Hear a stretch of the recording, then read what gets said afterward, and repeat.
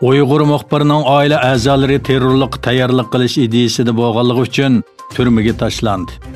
Oshkorlanishicha, Washingtonga joylashgan Erkin Osiyo radiosida muxbir bo'lib ishlayotgan Uyg'ur jurnalist Nuriman Abdurishning opasi, dadasi va enisi Xitoy doiralari tomonidan terrorlik tayyorlik qilish jinoyati bilan jami 46 yillik qamoq jazosiga hukm qilingan. Ularning 2017-yili avval jazo lageriga orqadan turmaga qamalganligini aytgan muxbir Nuriman Abdurishid Turkiya boshchiligida Birlashgan Davlatlar Tashkiloti va xalqaro jamiyatning oila a'zolarining qo'yib berilishi uchun harakatga o'tishini talab qildi.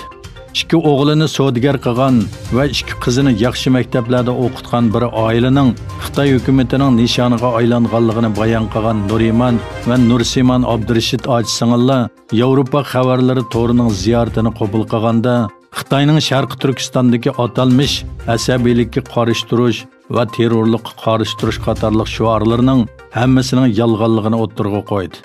Nursiman Abdurishid mundaq dedi: Dadam Abdurishid To'xti 2017-yili 12-oyning 13-kuni 16 yil 11 oylik qamoq jazosiga hukm qilingan. Apam Tojigul Qodirga shu kuni 13 yillik qamoq jazosi berilgan. Inim Muhammad Aliga 2017-yili 8-oyning 20-kuni terrorlik faoliyatlarga tayyorlik qilish jinoyati bilan 15 yil 11 oylik qamoq jazosi berilgan.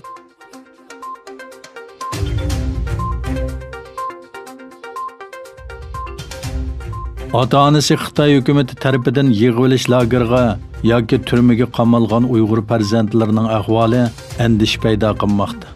Ota-onasidan ayrilib qolgan minglagan bola Xitoy tarafidan atalmish Yesli nomidagi bolalar lagerlariga qamalgan bo'lsa-mu, nurg'un bolalar sirtlarda sarsam bo'lmoqda. Xitoy ommaviy taratqularda tarqalgan Uyg'ur bolalarga aloqador rasm va videolar ularning ahvolining qanchalik echinish ekanligini namoyon qilmoqda. New York vaqt gazeti qatorliq xalqaro taratqularda o'tgan yili 500 mingdan ortiq Uyg'ur balaning Xitoyning yig'ilish lagerlarida tutib turilayotganligini o'ttirg'a qo'ygan edi.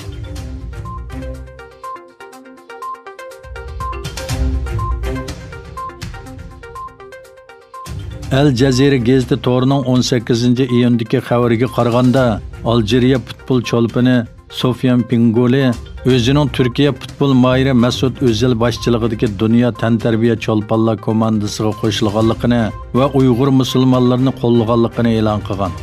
Galatasaray klubining kasbiy mayri Sofyan Pingoli payshanba kuni Twitter hisobida Uyg'urlarning hayoti qimmatlidir degan hashtag orqali o'zining Sharq Turkiston musulmonlari bilan birga ekanligini ifodaladi.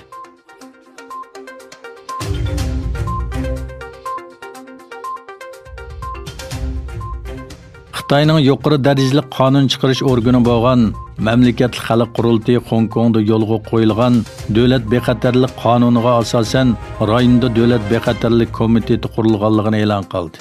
Bu qonunga asosan Hong Kong yerlik hukumati Xitoy markaziy hukumat boshchiligidagi davlat bexatarlik qo'g'dash komiteti qurib chiqadi.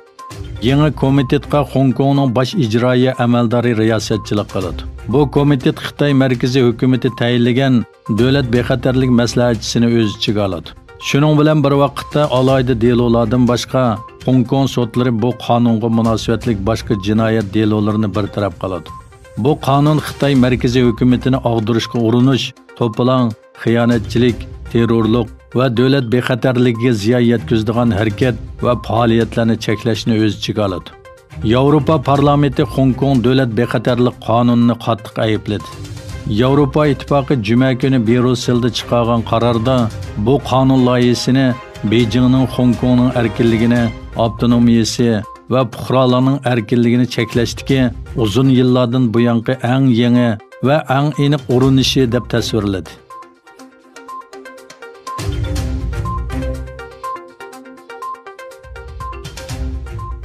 Xitoy taftish mahkamasi jasuslik jinoyati bilan 2018-yilning oxiridan boshlab qo'lga ilingan ikki kanadalik ustidan aybnoma tayyorladi. Kanada bosh ministri Justin Trudeau umidsizlanganligini va Xitoyga davomli besim ishlatib, bu ikkisini qo'yib berishni talab qiladiganligini bildirdi.